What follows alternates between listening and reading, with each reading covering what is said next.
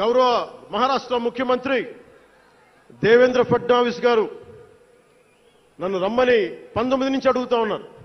అప్పుడు కుదరలా, 24లో కుదరలేదు, 19లో కుదరలేదు, 14లో కుదరలేదు. మొన్న హర్యానాలో మీరు రావాలి ఖచ్చితంగా అని చెప్పి ప్రత్యేకించి నన్ను పిలిపించారు. నేను ఎన్డీఏ కూటమి కోసం ప్రచారం చేశాను, భారతీయ జనతా పార్టీ కోసం.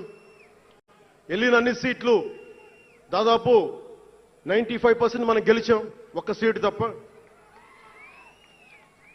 మీకు తెలుసు, నాకు మరాఠీ నేల, మహారాష్ట్ర నేల, ఛత్రపతి శివాజీ మహారాజ్ నేల,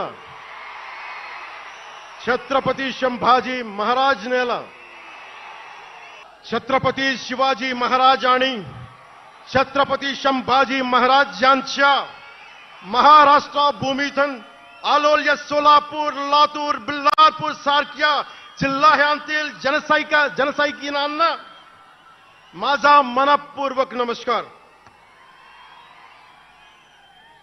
అలాగే కర్ణాటక నుంచి వచ్చిన అభిమానులకి,